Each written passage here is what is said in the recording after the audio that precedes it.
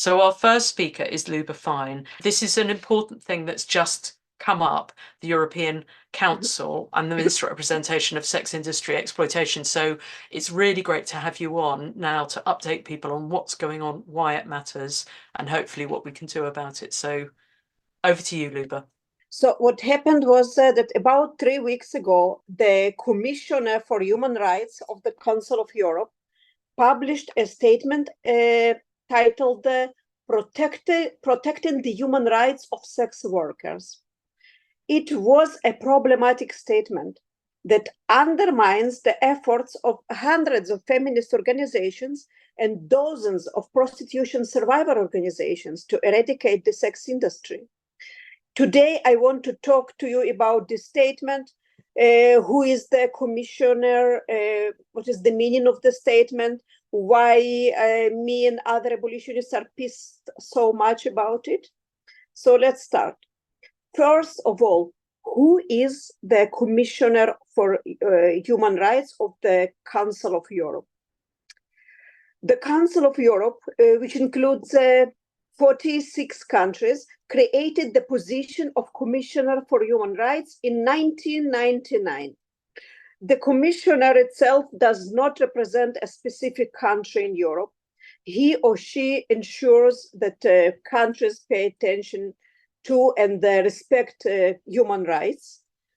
The Commissioner is responsible for numerous tasks like visiting countries, talking with policymakers, studying issues related to human rights at local and regional levels, making reports, making statements, and teaching others about importance of human rights in different fields. The Commissioner works with many different groups like European Union and its institutions, the United Nations and its groups and procedures, and many others. So the Parliamentary Assembly of the Council of Europe elects the Commissioner for Human Rights every 6 years. This is a non-renewable term of 6 years, and the current commissioner is Dunja Mijatovic. Who is Dunja Mijatovic? She is a jurist and an activist from Bosnia.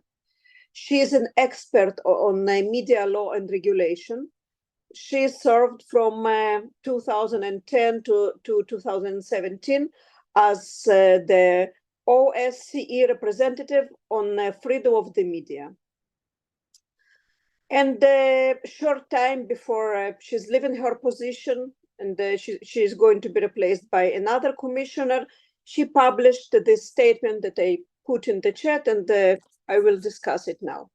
So why do we have a problem with this statement?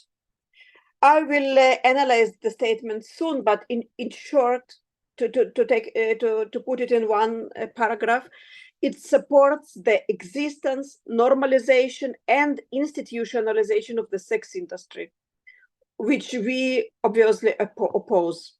The very title, Protecting the Human Rights of Sex Workers, already indicates this. The term sex workers is a dog whistle that indicates support for the normalization of sex industry. Feminists, especially feminist prostitution survivors, don't call it work. We know it's abuse and exploitation. And we also understand that the only human right women in the sex industry want is to get out, to exit. Now let's analyze this statement in depth. But just for the next time you see anything titled human rights or sex workers, or just know this is a dog whistle, and this is for sex industry normalization. So for those who want to read a comprehensive critique of the statement, its inaccuracies and its distortions, I highly recommend the article on the Nordic Model Now website. I am attaching now this article to the chat. Please read it. It is very interesting. It is very expensive. The article was written by data analyst whose name is J. Smith. J. Smith analyzed they indicated many problems in the statement. So what I will say now, it will be very briefly. Yeah, this is the article, which is great. Okay, I will briefly address 3 points. The biggest problem in the statement that it removes the last masks that sex industry advocates used until a few years ago. Until a few years ago, maybe a decade ago, activists and apologists who tried to oppose the laws against sex buyers and pimps, they tried very hard to be apologetic. They insisted that they only protect those exploitative men because the women in prostitution need them. So they just they have to do it because women in prostitution need them so bad. They don't say women in prostitution; they say sex workers of all genders. But this is the point. So they usually say that if sex buyers and pimps are arrested, the women in prostitution are hurt. They have no income, they are in danger, and they're just, they don't like pimps and they don't like sex buyers, but they're forced to protect them. I can refute the claim that sex buyers or pimps are beneficial for women in the sex industry, and I did it in my previous conversations here, but today this is not my topic. My topic is that protecting the pimps used to be more apologetic in the past. Nowadays, like in Dunia Mijatovic's statement, which you can read in the chat, the focus on sex buyers and pimps is very obvious. The document repeats over statements like this. I'm reading from the statement. According to sex workers, organizations, and rights defenders, the criminalization of third parties, even in the absence of criminalization of sex work itself, automatically and directly, affects sex workers themselves, as their working space overall becomes criminalized with the increased stigmatization of their work and greater risks of violence. So she says that criminalization of pimps endangers those in prostitution, but pimps are centralized in her statement very much. In a 7-page, even 6-page document, the word third parties, which stands for pimps, it is repeated 6 times. 6 times, third parties, brothel operators.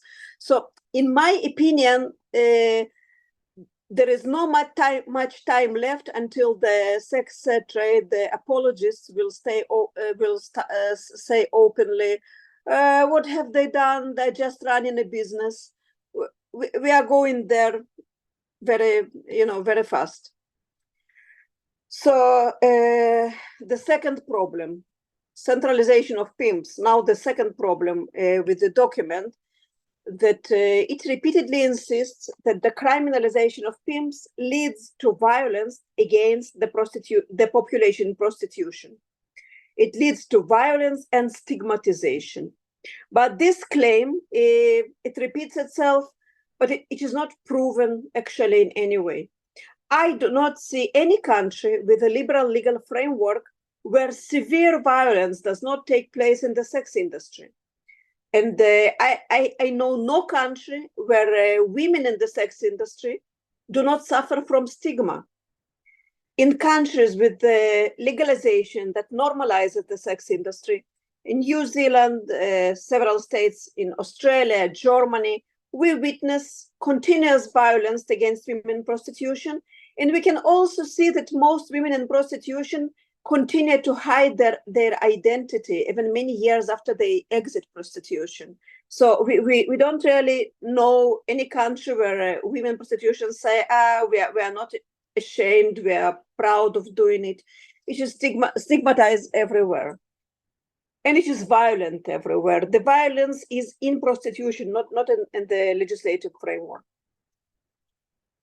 Now, what is the example that Dunja Mijatovic gives us? She cites Belgium as a positive example. She says, in a landmark change in legislation adopted in consultation with sex workers, Belgium became the first European country to decriminalize sex work in 2022. Notice, May 2022, it was less than two years ago. And she says, as a result, sex workers became able to legally work as self-employed workers and build up social rights. Since summer 2023, less than 1 year ago, a new law has extended labor rights also to sex worker employees, including rules around working hours and payment, the right to refuse clients, and the mandatory availability of emergency buttons in every room. The new law also decriminalizes third parties who will no longer be penalized for opening a bank account for sex workers or renting out accommodation. So this statement is one continuous gaslighting. Let's see why. First, the law change in Belgium was made less than 2 years ago. Still no conclusions, still no follow-up report, nothing has been published yet. But there is something I wonder about. If the sex industry is not inherently violent, or it stops being violent after being decriminalized, why do we need emergency buttons in every room? Like I worked in different offices many years of my life. I never had the emergency button. Why emergency button? This is a very extreme measure that signifies extreme violence. My second problem, why I think that this statement is extremely dishonest. It says, as a result, sex workers able to legally work as self-employed workers. This is true around the world. Under any legal model, legalization, decriminalization, call it whatever you want, women or in prostitution, they are not employees. They are framed as freelancers, which means they are not eligible for labor rights. They are not protected by labor law. And still the same statement by Dunja Mijatovic says that a new law has extended labor rights to sex worker employees. She is a jurist. She is an educated person. She understands the contradiction between the freelance law of so-called sex work and the term labor rights. So something is extremely dishonest here. And also, what bothers me maybe most than anything else is the example of third parties who are no longer persecuted. Each is lacking integrity. She mentions someone opening a bank account for sex workers. Like she's trying to say that the bank teller could be criminalized for opening a bank account for a prostitute. I have no idea where did they happen. I think it never happened. It never happened anywhere. Third, when legal frameworks talk about third parties, or when we activists talk about third parties, we mean pimps. We mean third-party profiteers, people who profit from hell and from suffering and abusing of women and prostitution. Nobody is talking about bank tellers. Nobody is talking about waiters or barmen who made a cup of coffee for a prostitute, and nobody is talking about a bus driver who drives the bus where a woman in sex trade is going somewhere. So this is very dishonest. Those people, bank tellers, were never arrested. Only pimps are arrested, and you know what you said. Even the pimps are not arrested enough. even when criminalized, they're not arrested enough. So I feel like the entire statement is a strategy of gaslighting.